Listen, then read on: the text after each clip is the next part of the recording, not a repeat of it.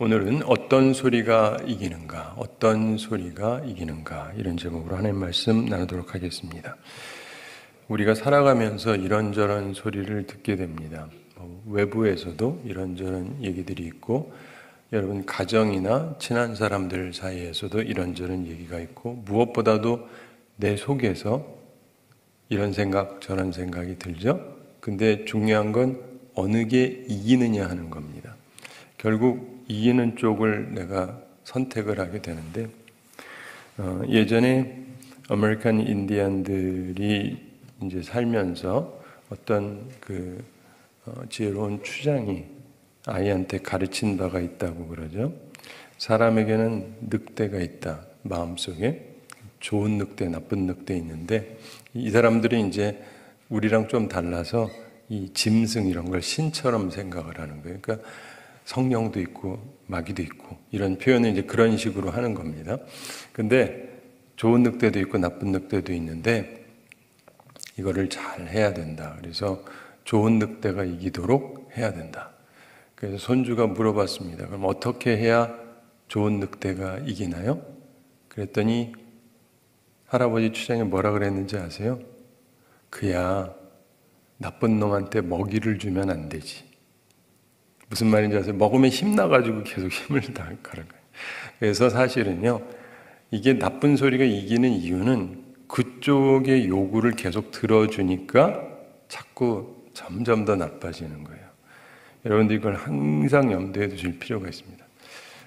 그래서 저는 개별적으로 목회를 하면서도 이제 생각하는 바가 있어요. 근데 어쨌든 여러분들이 살면서 생각하는 게 어떻게 해야 되는가? 그리고 어떤 소리가 이기는가? 나한테, 내 주변에서 어떤가? 이런 거를 오늘 보면서 생각하게 되기를 바랍니다. 20절 함께 읽어보겠습니다. 빌라도는 예수를 놓고자 하여 다시 그들에게 말하되 아멘. 빌라도는 예수를 놓고자 하였다. 그래서 다시 그들에게 말했다. 이렇게 되어 있습니다. 때려서 놓아주겠다. 이런 기존 판결을 말하는 것인데 빌라도는 공정한 재판의 중요성을 알고 있었을 것입니다. 로마는 공정성을 굉장히 중시했다고 그럽니다. 빌라도는 자신이 유죄 선고를 내리는 것을 피하려고 4가지 시도를 했습니다. 왜냐하면 그래야 공정하니까요. 첫 번째 시도가 뭐냐면 이 문제를 유대인들 스스로 해결하라 그랬습니다. 이건 니들 문제니까 니들이 해결해라. 근데 이게 통하지 않습니다. 두 번째, 헤롯에게 보냅니다. 그가 이 사건을 해결하게 하려고 했습니다. 이건 내 영역이 아니라 저쪽 영역이니까 그쪽에서 해결하게 해라. 이렇게 하는데 보내긴 했는데 또 다시 저쪽에서 보내왔어요. 그래서 이것도 해결이 되지 않습니다. 세 번째 방식을 쓰는데 6월절이 되면 특사로 죄수를 놓아줍니다. 그래서 예수를 그렇게 하자라고 얘기를 합니다. 근데 이것도 통하지를 않습니다. 네 번째, 이 모든 노력이 실패하니까 태형, 때리는 형벌을 내리고 석방을 하려고 했던 것입니다. 근데 그게 잘 되지를 않습니다. 21절 함께 읽어보겠습니다. 그들이 소리질러 이르되 그를 십자가에 못 박게 하소서, 십자가에 못 박게 하소서 하는지라. 그들이 소리질러 이르되 강력하게 주장을 하는 거죠. 타협안을 받지를 않습니다. 그리고 그를 십자가에 못 박게 하소서. 사형을 주장합니다. 사형을 선고하라고 강요하는 것입니다. 저는 교회에서 어려서부터 이제 자라면서 이 무렵이 되면 이제 사순절이 되고 부활절이 되고 그러면 교회에서 이제 찬양을 많이 합니다. 그래서 특별히 칸타타 같은 것을 많이 하는데 칸타타를 하게 될 때 이러한 부분들을 묘사하는 부분들이 있어요. 그러면 그 중에서 십자가에 못 박아라 막 이런 부분이 거의 언제나 나옵니다. 솔직히 말하기가 좀 그렇지 않습니까? 찬양이지만 우리가 십자가에 못 박아라 이런 말 하는 거 참 하기 싫은데 참 이상한 게 대부분의 지휘자들은 이거 좀 소리 좀 크게 내요. 이 예수를 십자가에 못 박아라를 왜 소리를 크게 내면서 교회에서 불러야 되는지 난 이해가 안 가는 거예요. 어릴 때도. 그러면서 또 이상하게 찬양대원들은 또 거기는 또 있는 힘을 다해서 질러대. 평상 찬양할 때 주님 높이는 거는 그렇게 소리를 못 내면서 예수님 잡아 죽이라고 하는 거 십자가에 못 박아라, 이건 또 얼마나 힘있게 잘하는지. 그때마다 드는 생각이, 이게 잘하는 건가? 이게 제대로 된 건가?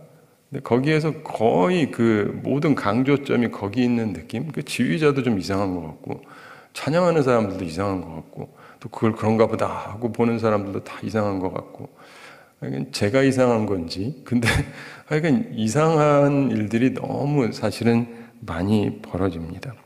그런데 그때나 지금이나 이런 이상한 소리가 강해요. 22절 함께 읽어보겠습니다. 빌라도가 세 번째 말하되 이 사람이 무슨 악한 일을 하였느냐? 나는 그에게서 죽일 죄를 찾지 못하였나니 때려서 놓으리라 하니. 세 번째, 자신의 기존 판결 때려서 놓으리라, 이것을 말합니다. 이 사람이 무슨 악한 일을 하였느냐? 나는 그에게서 죽일 죄를 찾지 못하였다. 그래서 때려서 놓아주겠다, 이렇게 이야기를 합니다. 그게 그 사람의 속에 있는 소리예요. 계속해서 자기 스스로의 양심은 그렇게 얘기를 하고 있습니다. 변치 않고. 그리고 다른 데서도 나옵니다만 그의 아내도 그런 얘기를 하고 꿈을 꾸고, 그래서 자기도 마음이 그렇고 자기 아내도 그렇고, 그리고 솔직히 제정신 가지고 보면 이거는 절대로 유죄 판결을 내면 안 돼요. 그런데 23절 함께 읽어보겠습니다. 그들이 큰 소리로 재촉하여 십자가에 못 박기를 구하니 그들의 소리가 이긴지라. 그들이 큰 소리로 재촉합니다. 십자가에 못 박으라고 이걸 구합니다. 그랬더니 그들의 소리가 이겼다, 이렇게 되어 있습니다.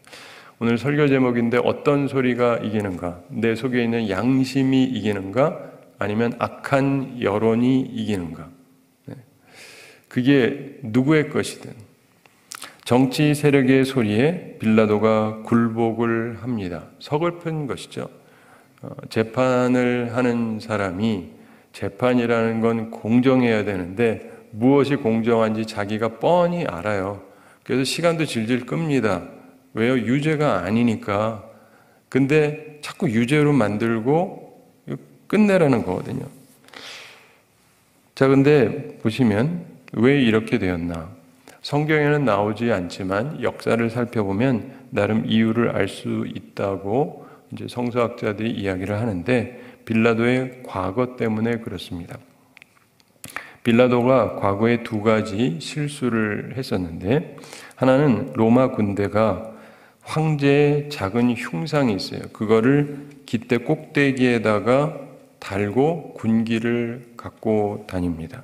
그런데 예루살렘에 들어가게 될 때 다른 총독들은 그 흉상을 떼어내고 들어갔습니다. 왜냐하면 이스라엘 사람들에게는 그게 우상으로 보이기 때문에 예루살렘으로 들어갔는데 이걸 달고 들어가면 우상을 앞세우고 들어가는 것처럼 보이기 때문에 이스라엘 사람들의 그 신앙심 좋은 사람들의 마음을 자극하고 상처를 주기 때문에 다른 총독들의 경우는 일반적으로 그걸 떼고 들어갔다 그럽니다. 그러나 빌라도는 그대로 들어갔습니다. 그래서 사람들을 자극을 했습니다. 이 일은 계속 문제가 되었습니다. 유대인들이 때를 지어서 찾아와 가지고 막 항의를 하고요. 빌라도는 계속 항의하면 사형시키겠다 그랬답니다. 그랬더니 더 큰 문제가, 그랬더니 유대인들이 죽여라, 죽여 하고 덤벼드는 거예요. 죽인다? 죽이세요. 나 죽을 테니까. 이러고 달려드니까 이게 참 골치 아픈 일이죠. 이게 실수였어요. 남들이 하던 것처럼 그건 띄고 들어왔으면 좋은데 괜히 이거 달고 들어왔다가, 그래가지고 이 유대인들의 미움을 엄청 받게 되었던 것이죠. 또 다른 하나가 도시에 새로운 수도를 끌어들이기 위해서, 이 로마는 특별히 이제 수도 사업이 굉장히 유명합니다. 이제 도로도 그렇지만 수도하는 것들이 굉장히 유명한데, 그걸 끌어들이기 위해서 건설 자금이 필요합니다. 근데 이걸 가지고 쓰기 위해서 성전 금고를 가지고 거기에 있는 돈을 가지고 조달을 하려고 그랬어요. 우리 식으로 하면 교회 돈 갖다 쓰려고 한 겁니다. 그랬더니 시민들의 무질서가 발발합니다. 이런 두 가지 실책으로 인해서 공적인 질서를 잘 다스리지 못하는 사람으로 알려지면 그 자리에서 실각하기가 십상입니다. 결국 그는 그의 과거 때문에 지금 무기력했던 것입니다. 이번에도 이 일로 또 밀란이 일어나면 확연한 또 실책이 되잖아요. 오늘날에도 마찬가지인데 대부분의 책임 맡은 사람들이 자기 관련된 부분에 어떤 문제가 생기면은 항상 책임져라 뭐 이런 게 있는데 한 번, 두 번도 아니고 세 번째 이렇게 되면은 큰일이잖아요. 그래서 지금 주장하기가 힘들게 된 것입니다. 그래서 우리도 항상 조심하면서 살아와야 됩니다. 과거에 내가 잘못한 게 너무 많으면 지금 뭐가 옳은지 알면서도 선택하기가 힘들 수가 있어요. 그렇기 때문에 항상 그 생각을 하면서 옳은 길을 걸으려고 하셔야 돼요. 그리고 무대뽀로 밀어제끼는 거는 하지를 마세요. 굉장히 중요합니다. 저는 이게 기술이 별로 없어요. 그래가지고 뭐 고치고 이러는 거 잘 못합니다. 대신에 제가 한 가지 배운 게 있어요. 뭐냐, 옛날엔 몰라가지고 안 되면 어떻게 해야 돼? 힘으로 해야지. 막 하고 그러다가 제가 배운 게 있어요. 그러면 빠가가 된다. 고장나요. 이게 억지로 해서 되는 게 아니고 기술로 해야 되는데 안 되니까 힘으로 하잖아요. 그러면 이게 고장이 나요. 그래서 아예 못 쓰게 돼요. 더 큰 일이 생긴단 말이에요. 그래서 제가 그 다음에 계속 항상 이렇게 조심하면서 힘을 쓰긴 써야 되지만 조심합니다. 보통 못하는 사람들은 전부 힘 가지고 하려고 해요. 보세요. 제 말이 틀렸나. 이게요, 기계 다루는 것도 있고 사람 다루는 것도 그렇고 모든 거, 정치도 그렇고 잘 못하는 분들 보면 다 힘으로 하려고 해요. 이씨 이러다가 빵 문제가 생겨요. 그러니까요, 오늘도 잘 생각하세요. 힘으로 다 밀어붙이려고 그러지 마세요. 이게 안 되는 거는 뭔가 내가 기술이 떨어져서 그런 거예요. 이게 기술자들은 금방금방 쉽게 합니다. 여러분, 피아노 움직이는 거 힘들고, 특별히 이 그랜드 피아노 같은 경우는 움직이기가 무거워가지고 들고 다니기 되게 힘들거든요. 예전에 제가 잘 아는 친척분이 저걸 하셨었는데, 그랜드 피아노를 옛날에는 그 엘리베이터도 없고 그래가지고 막 아파트 3층, 4층, 5층 올라가려면 얼마나 힘들어요. 그 사람이 남자가 막 5명, 10명 붙어야 될 것 같죠? 네. 그런데 기술자들은 딱 둘만 하면 된대요. 셋도 필요 없대요. 둘만 하면 된대. 이게 기술로 하면 되는데 힘으로 하니까 남자들이 5명, 10명이 붙고도 그냥 낑낑낑낑낑낑낑낑낑 거리는 거예요. 이해가 안 되죠? 그런데 실제로 그런 면들이 있어요. 그러므로 뭐든지 힘으로 밀어붙이겠다 그러지 마세요. 내가 힘으로 밀어붙이겠다는 것은 내가 지금 기술이 없다는 뜻이에요. 그걸 분석을 해야 돼요. 어떤 경우는 뭐 어쩔 수 없죠. 내가 아는 건 이거밖에 없으니까. 그런데 일반적으로 그러려고 한다는 것 자체는 내가 지금 이걸 풀 수 있는 지혜가 없다는 거예요. 근데 풀 수 있는 지혜가 있으면은 무리하지 않고도 잘 해결을 할 수가 있습니다. 24절 함께 읽어보겠습니다. 이에 빌라도가 그들이 구하는 대로 하기를 언도하고, 빌라도가 결국은 그들이 구하는 대로 하기를 언도합니다. 저 분명히 풀어주겠다고 하고 이 사람 죄가 없다. 근데 저쪽에서 계속 죽여라 그랬더니 빌라도가 비겁한 선택을 하게 됩니다. 자기 딴에 시간도 끌어보고 이 방법 저그 방법 하다가 그렇게 됩니다.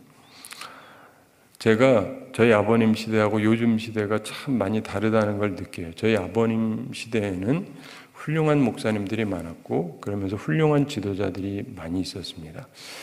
그러면서 저희 아버님이 굉장히 나름대로 하시던 방법 중에 하나가 뭐냐면 이제 당회를 운영하고 할 때도 길게 안 하세요. 짧게 하는데 항상 만장일치를 기본으로 하신다고 제가 들었어요. 근데 뭐 당회원들이 많이 있는데 모두가 다 일치되게 하고 간다. 이 얘기가 무슨 말인지 아세요? 무시하지 않는다는 거예요. 존중한다는 거예요. 왜냐하면 몇 사람들이 싫어하는 거는 밀어붙일 수 있는데 다수로 하면 끝나니까. 근데 그렇게 하면 무시당했다라고 생각할 수 있으니까 가능하면 마음들을 모아서 만장일치가 되도록 노력을 한다. 이게 제가 예전에 듣던 얘기예요. 저희 아버님이 살아계신 100세인데 근데 그 후에 있는 분들, 제가 한국을 와가지고 느끼는 게요, 참 이상한 게 다들 그 말을 하세요. 만장일치를 하고 한다. 근데 우리 아버지 세대가 말한 거하고 완전 틀려요. 그게 뭐냐면요, 비겁함이에요. 비겁함. 무슨 말이냐? 이제 어떤 교회에서 중요한 걸 결정을 해야 돼요. 근데 제가 담임이잖아요. 근데 하기가 싫어요. 혹은 책임지기가 싫어요. 어떤 요청을 받았어요. 그러면은 이렇게 얘기를 합니다. 우리 장로님들하고 얘기해서 만장일치가 되면 하겠습니다. 자신도 알아요. 만장일치가 안 된다는 거. 이거는 누구를 존중하지 않고 하는 것이 아니라 다 존중하고 하겠다가 아니라 자기 책임을 회피하기 위한 거예요. 이해가 되세요? 그래서 이게 똑같은 말도 시대와 상황에 따라서 전혀 다른 말이 되는구나. 요즘에 만장일치로 한다는 교회들이 꽤 많은데 내용을 들어가서 보면 비겁함이에요. 비겁함. 안 해주려고 만장일치가 돼야 한다는 거예요. 이거는 안 하려고 하는 수법이에요. 제가 보면서 참 한국 교회나 한국 사회가 왜 이렇게 이상해졌나. 참 이상해졌어요. 그래서 만장일치다. 그럼 뭐 말을 못하죠. 자기들끼리 다 결정을 했으니까. 그런데 만장일치가 잘 안 나와요. 근데 이렇게 함으로 해서 어떤 경우는요, 소수가 포기를 하게 만들어요. 그러니까 착한 다수가 포기하고 악질이 이기게 만들어요. 왜냐하면은 많은 사람들이 선한 마음을 갖고 있어도 항상 악질들이 세거든요. 어디나 그렇습니다. 이렇게 들어가서 보면 악질들이 세요. 이 사람들이 자기들은 절대 안 된대. 그러면은 대다수가 90% 이상이 옳은 게 뭔지를 알고 생각하는데 이 사람들 때문에 결정이 안 되니까 이 사람들 하자는 대로 해요. 끝나요. 끝. 이상한 결정들이 대형 교회도 그렇고 수많은 교회들에 그렇고 우리 사회도 그렇고 얼마나 많이 벌어지는지 모릅니다. 만장일치라고 하는 이름으로. 여러분, 우리나라가 삼국시대 아시죠?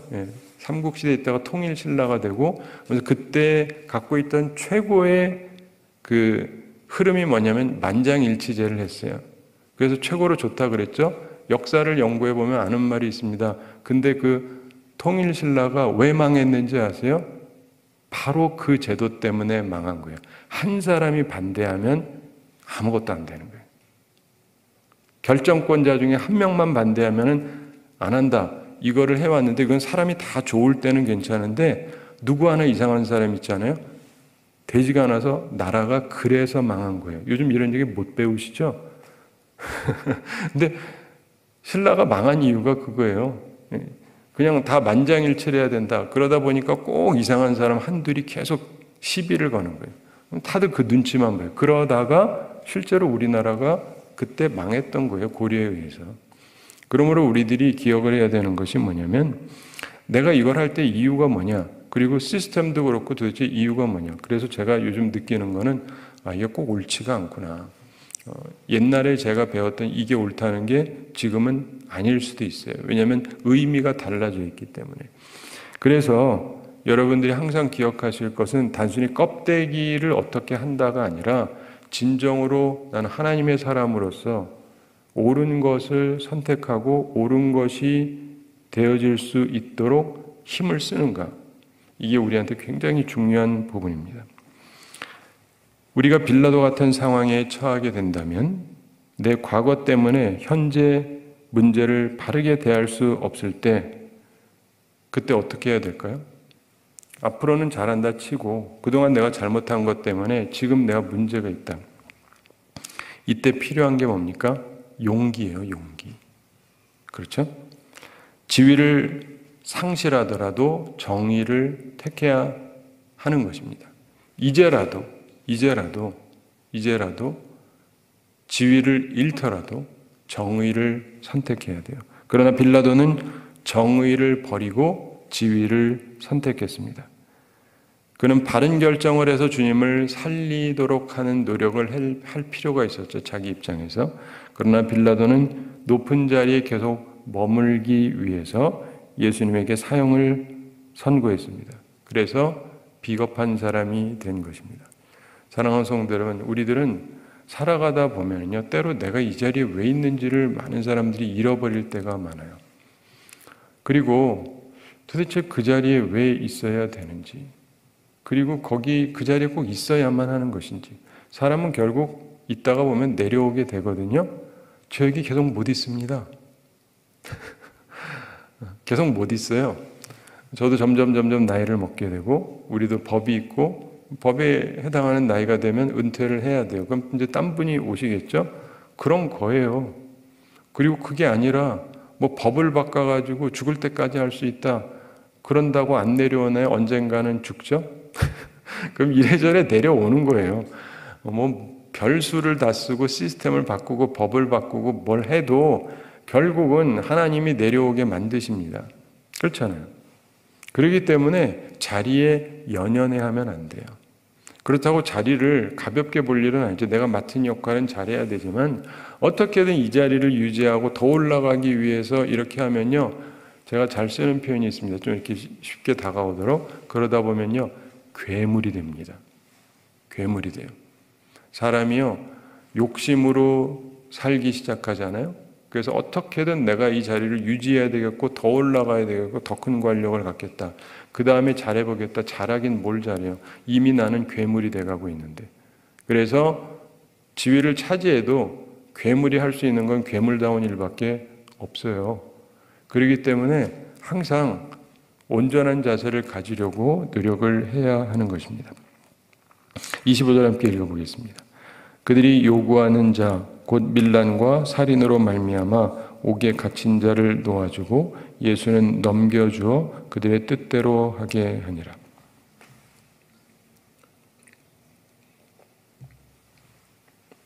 그 당시 여론이 요구하는 밀란과 살인으로 옥에 갇혀 있는 사람, 이런 사람은 진짜 사회를 혼란스럽게 하는 사람이니까 이런 사람은 방면하면 안 되지 않습니까?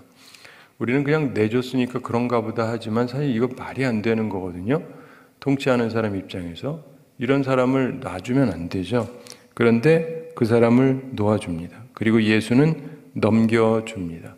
그래서 그들의 뜻대로 하게 하니라. 무슨 말입니까? 십자가에 못 박아 죽여라, 이겁니다. 이걸 보면서 우리가 결론적으로 생각할 것이 있습니다. 나에게는 어떤 소리가 강하게 들리는가? 어떤 소리가 강하게 들리는가? 나는 어떤 소리에 굴복하는가? 하나님의 음성이 들리는가? 정의의 소리가 내 귀에 들리는가? 아니면 정치적인 집단의 소리, 그것이 주로 귀에 들리는가? 하나님의 뜻인가? 아니면 사람의 뜻인가? 잘 생각할 필요가 있습니다. 우리가 살아가면서 느끼는 게요, 간혹 가다가 이제 이러는 분들이 있습니다. 아유, 목사님, 교회에서는요, 정치적인 발언을 하면 안 됩니다. 맞습니까? 틀립니까? 그럼 다 맞다고 생각하시겠죠? 자, 하나만 물어봅시다. 그게 하나님의 뜻에 합하다고 생각하세요? 곰곰이 잘 생각해 보세요. 정치적인 발언은 절대로 목사가 하면 안 된다라고 성경이 얘기한 적이 있어요? 모세가 한 것은 정치적인 발언 아닙니까? 바로한테 가서 내놔라. 그리고 나오잖아요. 그렇죠? 그 다음에도 뭐 왕정시대에도 다 나오는 얘기 우리 다 알지 않습니까? 다윗이 잘못했을 때 가서 그 나단 선지자가 하는 얘기, 이런 것도 정치적인 얘기 맞죠? 성전을 짓는다 맞는다 뭐 이런 것도 그렇고, 그 밖에도 모든 주의 선지자들이 주의를 할 때 보면은 왕들한테 가서 얘기를 합니다. 제 성경에만 그렇게 쓰여져 있나요? 예. 여러분도 성경 보시면 아시죠? 예. 근데 저는 대통령한테 가서 아무 말도 안 해요. 근데 여기서도 말하면 안 돼요?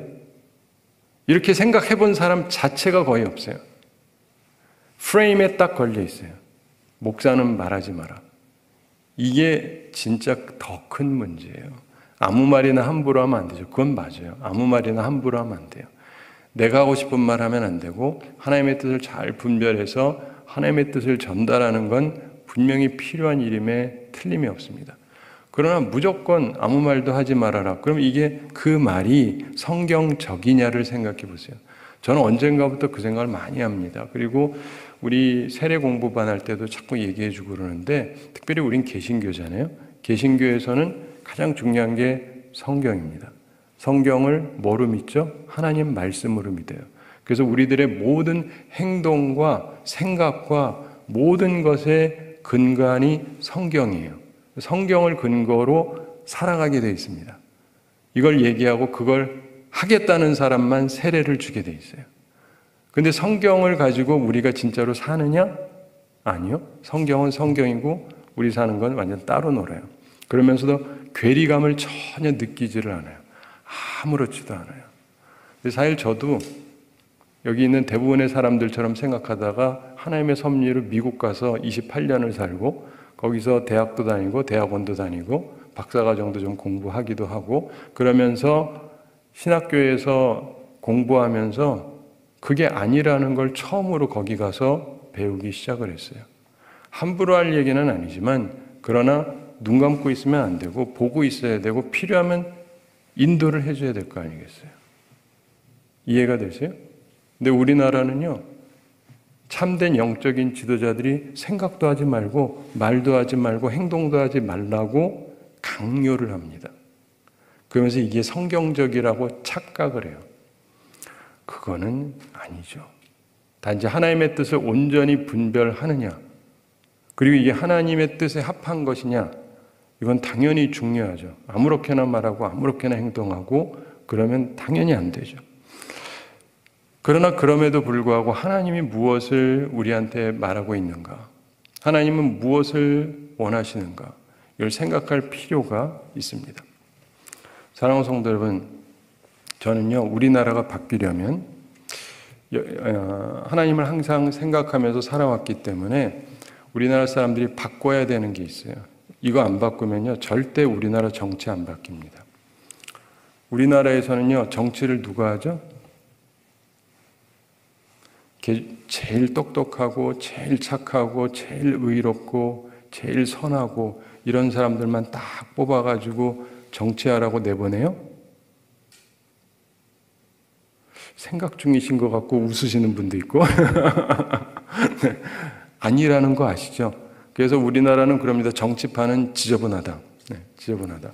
그래서 누가 괜찮으면 가지 말라고 왜 정치판에 가려고 그러냐. 그 어지러운 데 가가지고 더럽히려고 그러느냐. 뭐 이런 식의 얘기를 오히려 많이들 합니다. 근데 제가 언젠가 생각해 보니까 우리나라는 그래서 안 되는 거예요. 왜냐? 사실은 정치 지도자들이 말 그대로 지도자거든요. 그럼 지도자가 지혜로워야 되잖아요. 그렇죠? 머리가 나쁘면 안 되겠죠? 지혜로워야 되죠? 그래서 문제를 잘 해결할 수 있어야 돼요. 그리고 이런 사람들은 착해야 돼요. 선한 마음을 갖고 있어야 돼요. 어려운 사람 보면은 돕고 싶은 마음이 있고, 뭐 그래야 맞는 거잖아요. 그리고 모든 면에 있어서 온전해야 돼요. 이런 사람들이 대통령, 국무총리, 장관, 국회의원 이러면서 쭉 내려가면 나라는 좋아질 수밖에 없습니다. 근데 우리는요, 교회에서 누가 제일 괜찮은 사람이 있으면 너 정치해라 누가 그럽니까? 아무도 안 하죠. 하시나요? 거의 안 하잖아요. 그런 애들은 너 그런 거 하면 안 돼. 딴 거 해. 이러죠. 저도 항상 그렇게 생각하다가 느낀 게 이래서 우리나라가 안 되는구나. 여러분, 하나님께서 성경에 보면은 하나님이 누구를 세우세요? 하나님께서 괜찮은 믿음의 사람을 지명해서 세우시잖아요. 그리고 백성들도 그런 사람을 받고 그때가 나라가 흥왕하는 시기예요. 오해하지 마세요. 교회 직분이 있다고 괜찮다는 뜻은 아니에요. 간혹가다 저 사람 기독교인이니까 무조건 밀자 그러는데 보면 영 아니에요. 그냥 기독교인이고 색깔만 기독교인이지. 술은 잘 마시고 장로인데 술을 열심히 마시고 이게 뭐예요? 신앙생활 제대로 하는 사람이 아니지. 근데 보세요. 정말 우리 생각이 바뀌어서 의사는요, 돈 벌려고 하면 안 돼요. 의사는요, 사람 보면서 불쌍히 여기는 사람, 인자한 마음을 갖는 사람이 의사가 돼야 돼요. 우리나라는 머리 좋은 애들 해가지고 돈 벌려고 그러죠. 이렇게 하면 안 돼요. 이러니까 나라가 안 되는 거예요. 진짜 약한 사람들 보면 돕고 싶고 고쳐주고 싶고 이런 사람 중에서 뽑아야 맞는 거예요. 물론 그들도 먹고 살아야 되지만 안정이 필요하지만 그들의 모든 목표가 돈이면 안 돼요. 의사들 먹고 사는데 별 어려움이 없는데도 자꾸 자기들이 얘기만 하잖아요. 이유가 뭔지 아세요? 환자들에 대해서 별 관심이 없으니까. 의료 대란이 일어나면서 얼마나 많은 사람들이 죽어가고 있는지 모릅니다. 사람들이 치료를 못 받고 수술을 제대로 못 받고 수없이 많은 사람들이 죽어가요. 그럼에도 불구하고 계속 돈 벌려는 사람들 거기 계속 집어넣어 보세요. 숫자가 몇 명이냐는 전혀 상관이 없어요. 그런 식으로 뽑으면 적게 뽑든 많이 뽑든 다 문제예요. 숫자가 문제가 아닙니다. 누구를 뽑느냐죠. 그리고 재판하는 사람들도 마찬가지예요. 우리나라 사법고시나 이런 것들도 다 마찬가지인데 판사나 변호사나 재판관이나 이런 사람들은 의로워야 돼요. 공정성이 있어야 돼요. 이쪽 저쪽 편들면 안 돼요. 그런 생각 자체를 갖고 있으면 안 돼요. 그래서 검사는 죄가 없는 사람은 기소를 하면 안 돼요. 무슨 말인지 아시죠? 죄가 없는데 왜 죄 있다고 붙여요? 그런 사람은 하면 안 돼요. 그렇지만 진짜 죄인은 풀어주면 안 돼요. 기소를 해야죠. 그리고 변호사는 거기에 대해서 변호를 하게 되는데 돈 많이 주면 하고 돈 안 주면 안 하고 이러는 게 아니고 정말 악한 자는 돈이 많아서 엄청난 돈을 낸다 그래도 안 해야 맞죠. 딴 사람 찾아보십시오. 그리고 진짜 어떤 사람은 억울하잖아요. 이 사람 해줘야죠. 제가 말하는 게 이상주의 같지만 이게 맞는 거예요. 그렇게 해서 검사가 잘 알아서 분별해서 올리고 변호사도 자기가 양심에 맞게 변호를 하고 재판관도 치우치지 않고 정당하게 하고 그러면 나라가 바르게 서요. 근데 우리나라는 그게 아니거든요. 예전부터 유명한 말이 있습니다. 의사가 되면은 남자를 중심으로 얘기하면 제가 옛날인데 결혼할 여자가 뭐 키를 3개를 갖고 와야 된다나 집 열쇠, 자동차 열쇠, 그 다음에 병원 차려야 되니까 뭐 이런 식으로. 그리고 그 다음에 사법고시부터도 또 비슷한 시기예요. 보면은 이제 옛날에 이거 하는 분들이 막 이렇게 사진첩 갖고 다니면서 보라고 이 집안 괜찮고 어쩌고 하면서 다 보장해 주는 거예요.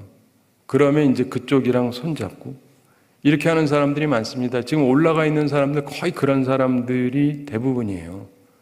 그러니까 온전한 마음으로 살질 않으니까 온전하게 올라가질 않는 거예요. 근데 또 찾아보면 길도 없어요. 뭐 다 그런 사람밖에 없는데. 목회자도 제가 말을 안 해도 그렇지만 하여간 수많은 모습이 있습니다. 근데 본래 전문인이라고 하는 것은 프로페셔널이라는 게 미국에서 나온 말인데 1960년대 의사, 목사, 변호사 이 3종류를 얘기해요. 이 사람들은 대학을 하고 전문 대학원에서 공부하고 그 다음에 좀 인턴 과정을 갖고 시험을 보고 그 다음에 이제 되는 건데 이런 과정을 통해서 하는 건데 적어도 이 3종류의 사람들은요 자기 분야에 대한 사랑을 갖고 있어야 돼요. 온전한 마음을 갖고 있어야 되는데 우리나라는 그게 아니라 그냥 다 돈 벌고 존경받고 그러면 장가 잘 가고 그래가지고 떵떵거리고 잘 살라고 하는 사람들이 너무 많으니까 수많은 곳에 수많은 사람들이 있지만 사회는 제대로 돌아가지를 않는 겁니다. 게다가 아주 중요한 게 정치인이 가장 탁월하고 가장 선하고 가장 온전한 사람이 돼야 되는데 그런 사람은 다 제껴놓고 딴 사람 시키니까 그 사람들끼리 모여가지고 뭘 잘하겠어요. 제가 말하는 게 이게 굉장히 정치적인 말인 것 같지만 잘 생각해보면 진짜 맞는 말 아닙니까? 사회가 바뀌어야 돼요. 우리 가운데서 괜찮은 사람이 있으면은 정치인으로 키워야 되겠다 이런 생각을 하고 정말 머리 좋고 양심적이고 괜찮은 사람 이런 사람들이 자꾸 나가야 그들이 모여가지고 좋은 결정을 하는 거예요. 근데 이런 말을 아무도 안 하잖아요. 제가 지금 하는 얘기를 말하는 사람이 전 한 번도 본 적이 없어요. 제가 미국 가면서 제일 좋은 학교인데 거기 다니면서도 꼭 이렇게 얘기하진 않지만 그 이후에도 제가 성경을 쭉 살피면서 찾아낸 길이에요. 하나님이 원하시는 게 이거예요. 그러면 내가 정치를 하느냐? 아닙니다. 저는 그냥 목회자죠. 목회자로 하면서 이렇게 가이드를 해드리는 거죠. 인도하는 거고. 이런 걸 들은 분들이 자기들의 마음속에서 생각을 바꾸고 내 가정을 바꾸고 내 자녀의 진로를 바꾸고 하다 보면 괜찮아져요. 돈 벌고 싶으면요 그냥 사업하게 하세요. 원래 비즈니스 자체가 이유가 이윤 창출이거든요. 그러나 거기조차도 돈밖에 모르는 사람이 되면 안 돼요. 우리나라 보면요 사장, 회장 중에 사기꾼이 얼마나 많은지 몰라요. 진짜 많습니다. 청년들이 가서 일하는데 뭐 주식 뭐 한다 그래가지고 얘기를 들어보면 이거 완전 사기예요. 하지 말라 그래요. 회사에서 주식을 발행을 하는데 뭐 돈이 얼마가 될 거고 하지 마세요. 부모님 돈까지 끌어다가 하려고 그러고 하지 말라고. 제 말 들은 사람 치고 후회하는 사람이 한 명도 없어요. 오해하지 마세요. 미국에서는 투자할 수 있는 데 하라 그래요. 그래서 또 잘된 사람들도 많습니다. 그 판단력을 정확히 갖고 있으셔야 돼요. 그런데 무엇을 들어야 되느냐? 지혜롭게 들으셔야 돼요. 하나님께서 우리에게 주시는 그 말씀을. 성경에 보면은 솔로몬이 나한테 듣는 마음을 달라고 그러거든요. 옛날엔 지혜라 그랬고 또 곳마다 조금 다르게 얘기도 하지만 그래서 listening heart를 달라고 그래요. 주님 제 마음이 듣는 마음이 되게 해주십시오. 그게 지혜예요. 누구한테 들어요? 하나님한테. 하나님의 말씀은 뭐라고 얘기하는가? 사람들이 뭐라 그러느냐, 여론이 뭐라 그러느냐, 학자들이 뭐라 그러느냐, 전문가가 뭐라 그러느냐가 아니고 하나님이 하시는 말씀을 제가 들을 수 있는 listening heart, 들을 수 있는 마음을 주옵소서. 그리고 그걸 들을 수 있어야 돼요. 그리고 이걸 듣는 사람들이 다르게 살아가고 바른 선택을 하게 되고 우리의 주변을 아름답게 만들어 가게 됩니다. 바라기는 내 속에서 어떤 소리가 이기는가? 성령께서는요, 하나님의 말씀이 생각나게 한다 그래요. 여러분 속에는 무엇이 자꾸 떠오릅니까? 세상, 염려, 근심, 걱정 이런 걸로만 떠오르느냐 아니면 내가 들은 말씀이 떠오르느냐. 여러분에게는 반드시 빌라도와는 다르게 하나님의 말씀이 떠오르는 주의 사람들이 되기를 바랍니다. 그래서 그 소리로 이기고 매일 선택을 바르게 하고 하나님이 기뻐하는 삶을 살아가는 우리 모두가 되기를 바랍니다. 우리 함께 기도하겠습니다. 사랑의 하나님 아버지에 늘 감사드립니다. 저희를 사랑하시고 오늘도 저희에게 귀한 말씀 주심을 감사드립니다. 저희가 참으로 주님을 사랑함으로 온전하게 살아가게 하여 주시옵소서. 주님을 높이며 살아가게 하여 주시옵소서. 저희들의 마음속에 무엇이 남아있는지, 저희들의 귀를 통해 무엇이 들리는지 스스로 조심하게 해주시고 하나님의 말씀에 귀를 기울이는 주의 사람들 다 되게 하여 주시옵소서. 어떤 소리가 이기는가 생각해 보면서 하나님이 기뻐하시는 모습으로 살아가는 저희들 다 되게 하여 주시옵소서. 주님, 우리를 긍휼히 여기시고 우리 교회를 긍휼히 여기시고 우리 노회와 우리 교단을 긍휼히 여기시고 우리 나라를 또한 이 세상을 긍휼히 여겨 주시옵소서. 하나님의 백성들이 먼저 하나님의 말씀에 귀를 기울일 수 있게 해주시고 성령께서 우리들의 귀를 온전케 해주셔서 듣는 마음으로 하나님이 기뻐하시는 삶을 살아갈 수 있게 하여 주시옵소서. 오늘도 주님 앞에 나오며 주님의 은혜를 간구합니다. 주여 우리들에게 은혜를 더하여 주시옵소서. 주님, 우리 모든 성도들 영육간에 강건케 해주시고 일용할 양식 공급해 주시고 시험에 들지 않고 악과 싸워 이기는 주의 용사들이 다 되게 하여 주시옵소서. 오늘도 저희들이 하루를 지낼 때 주께서 우리의 주관자가 되시고 주님이 되셔서 우리를 온전한 길로 인도하여 주시고 우리는 주님의 뜻을 따라서 순간순간 온전하게 선택하며 살아가므로 하나님의 인도함을 받는 아름다운 하루가 되게 하여 주시옵소서. 감사드리며 예수님의 이름으로 기도드리옵나이다. 아멘.